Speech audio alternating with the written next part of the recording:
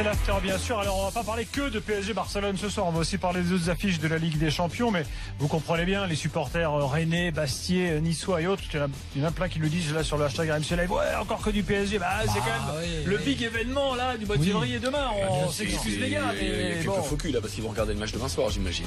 Oui, je pense même si c'est la Saint-Valentin, tu peux sortir avec maman après le match. Il y a beaucoup de Marseillais qui vont le regarder en se disant on espère que le Barça va gagner. Aussi. Évidemment. T'as une partie de la France aussi, c'est une bonne guerre. Faut le dire, c'est pas l'anti-parisianisme va faire feu de tout bois. Non mais je suis supporter de son club. Tant que les Marseillais souhaitent la victoire du Barça, ça me choque pas. Ouais, donc le France aussi qui est engagé.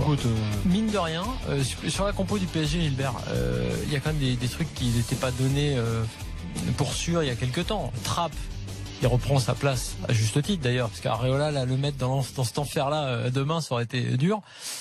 Trapp, Meunier, c'est un choix parce que c'était pas une évidence. Meunier l'a dit lui-même en arrivant au PSG. Il a dit j'étais pas sûr de jouer autant, c'est génial, etc. L'absence de Thiago Silva, donc c'est pas l'équipe forcément qu'on aurait imaginé il y a quelques temps. Lucas plutôt que Di Maria. Est-ce que ça, c'est un truc qui vous choque? Alors, non, moi ça me choque pas, mais je suis pour la titularisation de Di Maria. Si on avait fait des avis tranchés ce soir, j'aurais fait un peu la fine bouche, mais quand même j'aurais penché pour Di Maria. Ça faisait décéder, donc c'est moins positif. Ça va, ça ferait décéder. Bon, a priori ça va faire LCD là. Non, moi j'étais pour Di Maria. On en parle maintenant ou on attend? Vas-y. Non, moi je pense que Di Maria serait une meilleure option que Lucas pour deux raisons. Principalement la première, il tiendra le ballon, il peut tenir le ballon, contrairement à Lucas. Et que ça t'offre sur les côtés, puisqu'il est question de dédoubler avec les latéraux qui auront la possibilité de centrer, ça t'offre à la fois avec Draxler et Di Maria des centres rentrants et avec Meunier et Maxwell des centres fuyants. Alors que Lucas qui dédouble avec Meunier, ça fait des centres fuyants dans les deux cas. Donc je trouve qu'avec Di Maria, tu as plus de variété dans le jeu que tu n'en aurais avec Lucas. Lucas, on sait ce qu'il fait, il le fait très bien, il le fait mieux cette saison. Il va rentrer dans l'axe, il va percuter, il va provoquer des fautes, mais je trouve que la palette de jeu de Di Maria est plus importante. Et enfin, il a une expérience de ce genre de duel, parce qu'on en passe dans la seconde phase de la Ligue des Champions. Il a cette expérience que Lucas, à mon avis, n'a pas encore. Et puis surtout, il revient en forme.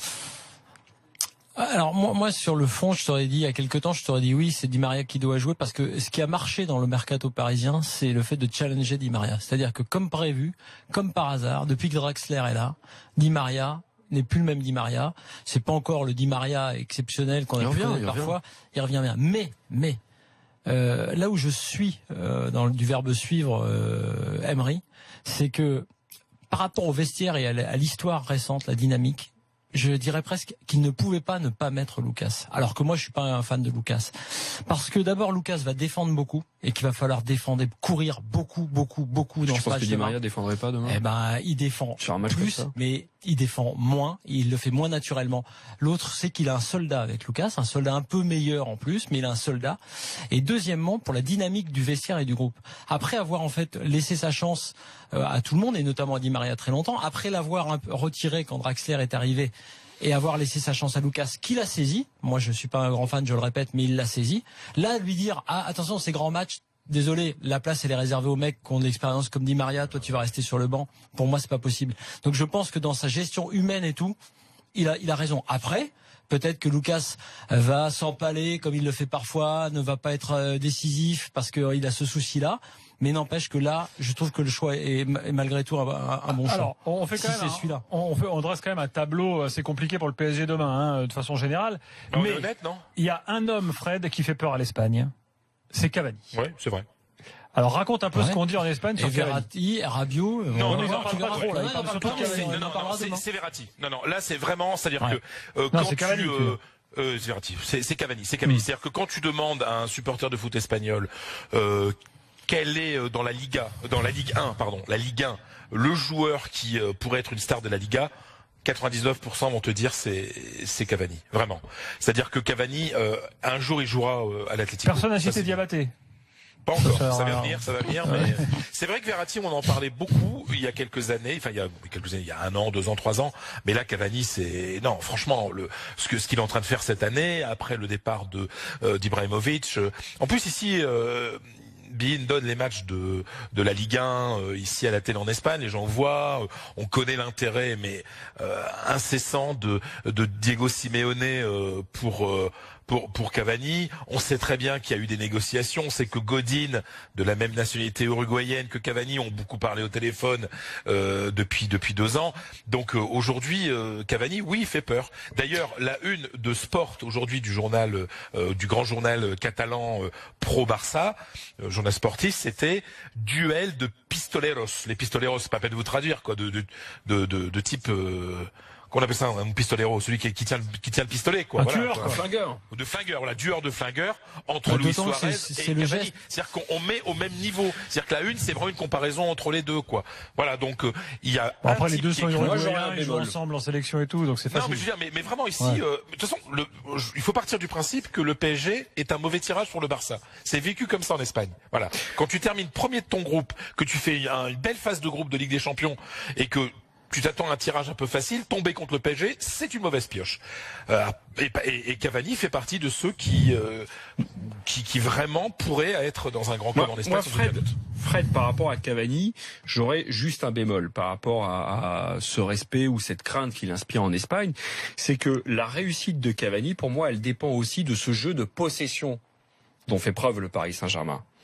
Et dans ce jeu de possession, je pense que ça permet à Cavani d'avoir cette réussite extraordinaire qui est la sienne cette saison et qu'il connaissait un peu moins pour les raisons qu'on connaît tous les saisons précédentes avec le Suédois. Maintenant, je pense pas que le Paris Saint-Germain, évidemment, va avoir la possession demain. A priori, c'est pas gagné, ouais. C'est pas gagné, et que lorsque le Paris Saint-Germain, ce qui est très rare en Ligue 1, se retrouve à devoir contre-attaquer ou basculer très rapidement de la phase défensive à la phase offensive, dit autrement que Cavani doit avoir un peu plus de touches de balle. Pour moi, c'est plus exactement le même tueur, le même flingueur. Sergi Roberto, là, tu nous en parlais comme de la faiblesse absolue de l'équipe de demain. Certains tweetos barcelonais disent c'est faux, vous allez voir demain, ce mec-là a beaucoup de talent et tout. Oui, bon, mais il a peut-être beaucoup de talent, mais c'est pas son poste en fait, c'est ça l'histoire. Voilà, c'est-à-dire qu'il n'y a pas de remplaçant de Dani Alves. Le Barça avait recruté Alex Vidal pour cela. Alex Vidal, pendant plus d'1 an, il n'a pas joué. Là, le pauvre, il commençait à devenir un vrai remplaçant, et il y aurait peut-être pu avoir une petite option de le faire jouer, sauf qu'il s'est gravement blessé ce week-end à Vitoria contre Alaves. Qu'il est out pour une élongation terrible à la cheville, donc il jouera plus avant la fin de la saison. Donc ça c'est réglé. Le Barça va même avoir un joker médical. Donc c'est Sergi Roberto qui est un milieu plutôt offensif qui va jouer à ce poste-là. Et je ne sais pas si vous vous souvenez de l'erreur qu'il avait commise sur la pelouse de City en phase de groupe. Voilà, où il y a un moment où il passe le ballon en horizontal et il y a un joueur de City qui se jette sur la balle et il y a but, quoi. Donc c'est quelqu'un qui n'a pas qui n'a pas dans la tête le réflexe de défenseur. Voilà. Donc il faut absolument attaquer Sergi Roberto. Il sera côté Draxler, en l'occurrence. Bah oui, c'est pour ça. Là, oui, il y a une chance de vraiment faire souffrir le Barça ce côté-là. Sergi Roberto, mais il a un football extraordinaire. C'est un joueur ultra technique, sauf que c'est pas un latéral. Édouard Montout nous écoute en se disant mais je suis vraiment dans une émission de taré. Non, parce que d'un côté, ce qu'il dit, d'un côté, il croit pas tellement le PSG, et en même temps, il est témoin que les gens d'Espagne disent que tirer le PSG, c'est pas une bonne nouvelle. Non, voilà. c'est un club respecté. Donc, alors, en tout cas, la leçon de tout ça, c'est que demain soir, la pièce se joue, hein. Se joue pendant, je pense que le PSG attendra, hein, ils attendront, voilà, ils vont déplacer le coup d'envoi. Je propose qu'il y ait quelques pauses qui se fassent, que t'as quand même dans la salle des gens qui sont sensibilisés pour donner un peu l'évolution du score, parce que sinon. Ouais, je vais essayer de l'incorporer à la mise en scène. Soit dans les pièces de théâtre ou sur des plateaux de tournage, des collègues qui sont des dingues de foot et qui doivent à un moment donné peut-être vous dire attendez là est-ce qu'on peut pas faire une pause, je voudrais regarder tel résultat. Moi je me rappelle, sans être dingue de foot, la finale, je jouais à Avignon. Dans le IN, dans un théâtre assez et la finale 98, on a déplacé l'heure de pour avoir la finale. Bah oui. Et on avait mis le poste carrément, je crois qu'on avait laissé le public rentrer et on avait tous regardé devant. Voilà. Donc oui, il y a des arrangements. Il y a des arrangements. Mais là, demain, je pense que le Barça nous attendra. Bah oui, c'est la moindre des choses quand même. Il était une fois les Bleus, donc avec Édouard Montout qui est passé nous voir ce soir. Donc tu étais briefé pour le match de demain et tout le monde avec nous. Apparemment, je suis le seul à y croire vraiment. Hein, c'est pas grave.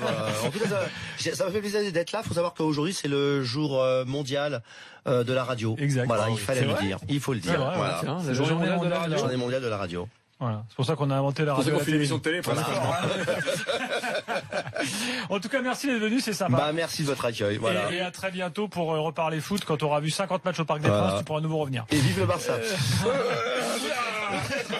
Fred, tu restes avec nous dans quelques instants parce qu'il n'y a pas que le Barça dans la vie. Tu veux nous dire un mot sur le Real, sur Griezmann, et on va parler des autres matchs parce que Simone Rovera t'attend de pied ferme.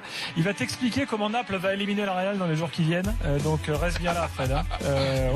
T'en rigoles d'avance, mais tu vas bien rigoler tout à l'heure. Allez, à tout de suite dans l'after.